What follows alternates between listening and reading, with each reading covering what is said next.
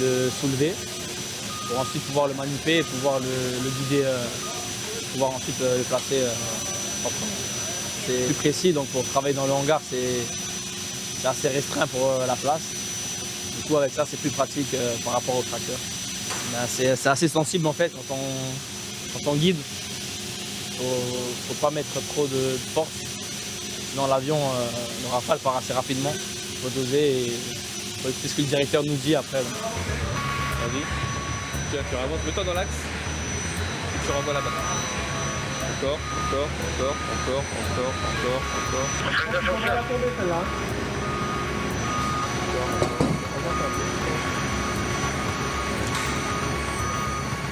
Le hangar, c'est un peu le poumon du porte-avions. Une usine aéronautique où s'affairent jour et nuit 300 techniciens pour préparer les décollages et entretenir les aéronefs. Grâce à la rotation des équipes 24 heures sur 24, plus de 90% des Rafales sont en permanence prêts à voler. Donc là, je suis en train de dépanner un poste radio. On va procéder à l'échange. Avionique sur Rafale, c'est passé d'une 2 chevaux à une grosse BMW en fait. C'est beaucoup plus poussé en technologie cet avion. Il y a beaucoup plus de systèmes, ils sont un peu plus compliqués à dépanner. Cet avion-là est géré par un ordinateur central qui va nous dire où sont les pannes. Que le super étendard, en fait, il y avait juste les pannes que nous citait le pilote. Et après, c'était à nous, avec notre expérience, de trouver d'où venait la panne.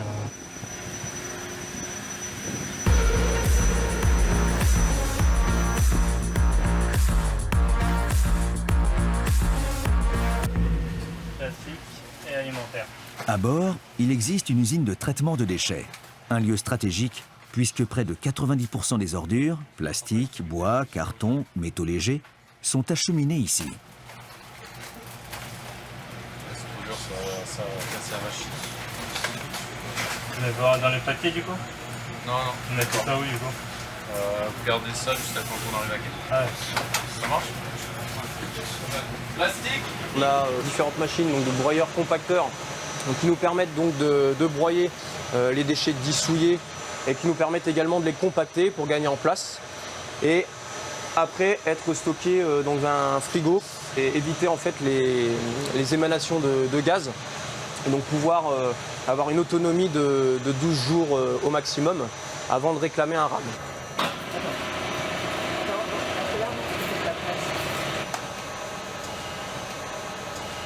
Derrière vous, vous avez donc le broyeur pulper qui a été installé durant l'été. Donc la résultante du broyeur pulper, en fait, c'est ce que vous voyez ici dans la poubelle, donc de la pulpe alimentaire. Et donc ici, on a une pulpe sèche qu'on va pouvoir jeter en fait via le puits alimentaire. Et ce soir, on donnera à manger aux poissons. Les déchets alimentaires sont stockés dans un premier temps au frigo puisque nous n'avons pas l'autorisation de l'AVIA pour vidanger en fait l'alimentaire en permanence. Il y a une raison à cela, c'est que les avions, quand ils appontent, ils ont besoin en fait d'avoir une vue claire. Et si effectivement on jette de l'alimentaire, ça amène les oiseaux sur place. Donc il y a un gros risque de sécurité pour les avions. Ici on arrive sur la zone de traitement de déchets non souillés. Donc c'est essentiellement du cartonnage. On va se contenter de les compacter, de les ficeler et de les stocker dans un local sec avant le ram.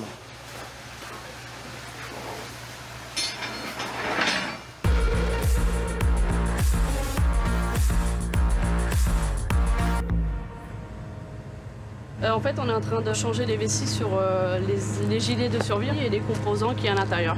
Il y a fluorescine, sifflet, miroir. Et comme nous avons changé la vessie, nous devons remettre après ces composants et réinstaller sur la vessie. Faut faire attention à ne pas, avec l'aiguille, percer la vessie. Voilà, on prend notre temps, on fait attention, on suit bien la doc et on va pas trop vite. Chargés d'équiper les avions en munitions, les booms doivent aussi veiller au bon état des équipements de survie. Combinaisons, radeaux, gilets de sauvetage et nouveau pactage de survie du caïman marine. Et pour vérifier le bon fonctionnement des tenues de vol, les pilotes sont mis à contribution. En fait, on est en train de tester les combinaisons étanches qu'on porte lors des vols. Sur les bases, donc nous à Lorient Land Byway, on a un mannequin habituellement qui peut permettre de tester cette combi. Et lorsqu'on est à bord, il n'y a pas de mannequin disponible, donc c'est nous les mannequins. Ils vont vérifier le poids initialement avant qu'on soit immergé dans l'eau. Et on doit rester entre 20 et 30 minutes dans l'eau et à partir de là, ils refont une mesure à l'issue et on voit si l'eau est entrée dans la combinaison ou pas, donc si elle est pleinement étanche ou pas. J'ai fait. Comme sur tous les bâtiments de la marine, l'équipage du Charles est réglé à l'heure Zoulou, celle du fuseau horaire universel. À la tombée de la nuit, la lumière passe au rouge pour habituer l'œil à l'obscurité. Une façon de réguler l'horloge biologique des marins. Allez les gars, ça brille. Dans les coursives, une équipe envoie les palettes pour le ravitaillement à la mer.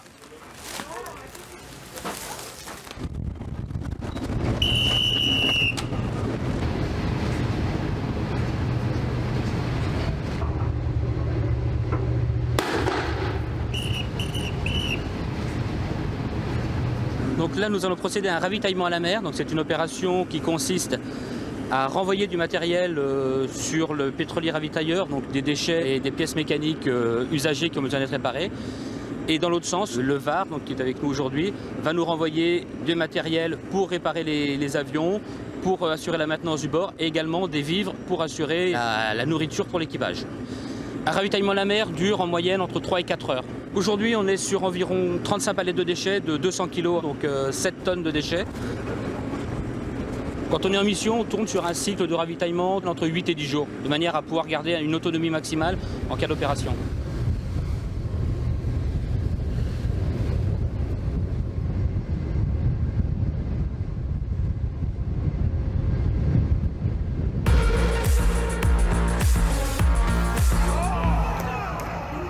Carré officier marinier. Tous les regards sont figés sur le poste de télévision pour le tournoi Destination. Le rugby, c'est une institution dans la marine. Et ce soir, pas question de rater le crunch France-Angleterre. Quelques ponts plus haut, l'équipage profite de la salle de distraction. Le seul moyen où on peut se détendre, en fait, c'est ici. C'est là qu'on réunit quasiment plein de gens qu'on connaît pas. Mais vous êtes à bord. Ah ouais, une semaine qu'on ne s'est pas vu.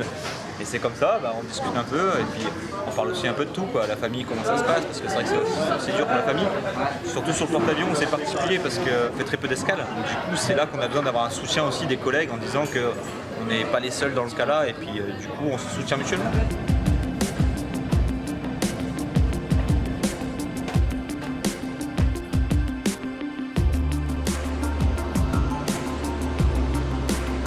À l'aube, inspection du pont d'envol. Les marins appellent cela la cueillette. À petits pas, de l'avant vers l'arrière du bateau, ils traquent tout débris pour parer au moindre incident. Pour l'ensemble, en collement, garde à vous. Par section, faites et rendez l'appel. Comme chaque matin, les chefs de service procèdent à la revue des troupes. Sur le porte-avions, pas de branle-bas pour réveiller l'équipage. Il y a une raison à cela. Du technicien au pilote, il faut préserver le sommeil des équipes de nuit.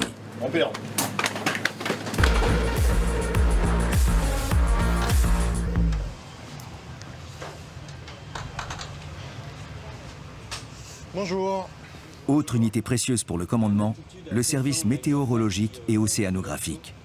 L'arrêt technique l'a équipé d'un télémètre pour mesurer la hauteur et l'extension des nuages et d'un nouvel appareil de prévision. C'est un système historique de Météo France. Donc c'est un outil qu'on a fait évoluer durant l'arrêt technique qui permet d'automatiser un maximum tout ce qui est processus de récupération de données, ce qui permet finalement aux prévisionnistes de se centrer sur le cœur de métier qui est l'étude du temps.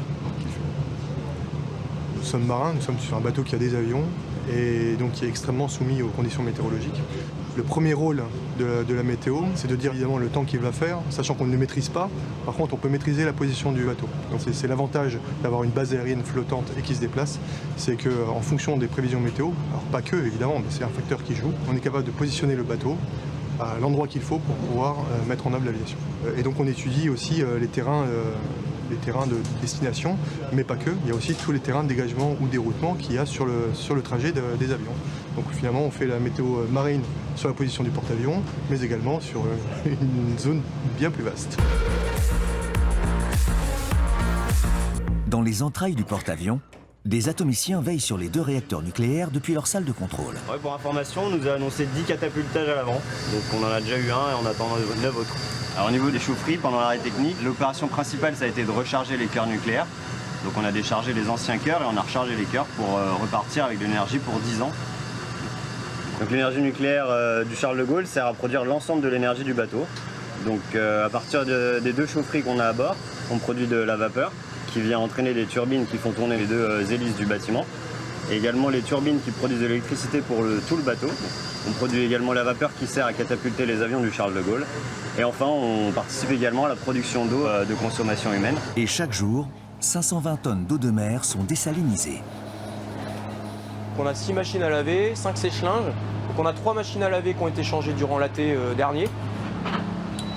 Donc les gens là ont fini de venir déposer. La fin de dépose du linge est à 14 h. Donc il reste tout ça à traiter donc, pour la journée. Donc là honnêtement je pense pas qu'ils aient terminé avant un bon 3 h du matin encore une fois. Merci. Bon après-midi. Merci à vous aussi.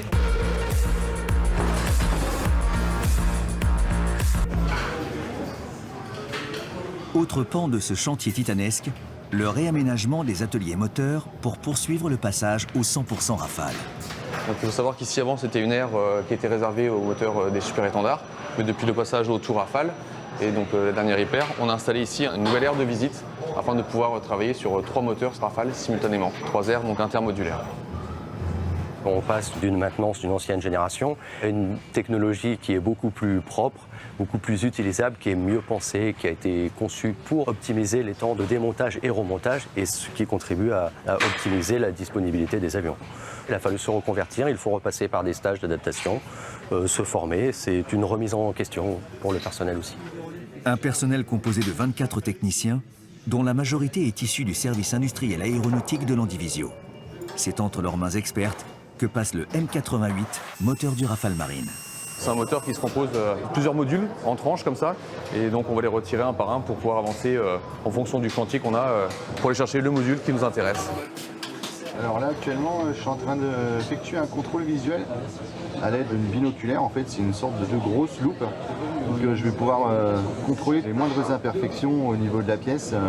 Le Tour Rafale a changé littéralement les méthodes de maintenance. Rien qu'au niveau du moteur, sa conception est complètement différente. Ça a amené à des nouvelles méthodes de travail avec des nouveaux outils. Une précision un peu plus accrue au niveau du travail, une autre rapidité. La particularité de cet atelier, c'est qu'il dispose d'un banc d'essai moteur embarqué. En y fixant un M88 de 900 kg, les techniciens peuvent tester sa puissance, son étanchéité et effectuer des diagnostics. Donc notre but en fait c'est de trouver les pannes ici pour pas que quand on livre un moteur, ces pannes-là se trouvent en flottille. Oui, bonjour le banc d'essai, est-ce qu'on peut avoir un chrono de point fixe duré une demi-heure s'il vous plaît? Merci. Là, je viens d'appeler le bureau technique aviation qui va demander l'autorisation à la passerelle, savoir si au niveau des activités du bateau en lui-même, ça ne pose pas de problème que je tourne. Parce qu'on va condamner par exemple la plage arrière pour le bruit et toutes les nuisances que ça peut entraîner. Par exemple, si on remorque une bouée, on ne peut pas tourner. S'il y a des exercices de tir plage arrière, on ne peut pas tourner. On va créer des turbulences d'air chaud à l'arrière du bâtiment, donc ça peut perturber les appontages. Activer marche démarreur. Parti. Dernière arrivée du groupe aérien embarqué, le Caïman Marine.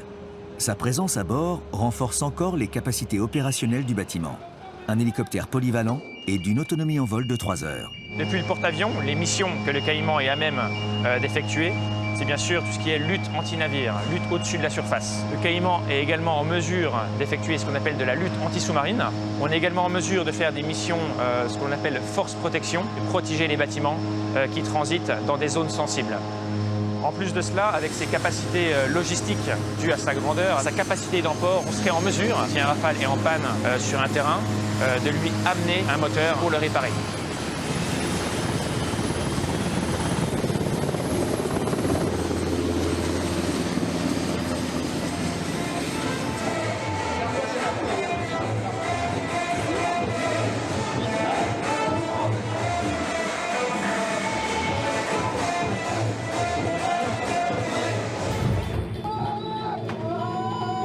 Au pont 7, les pompiers sont en alerte.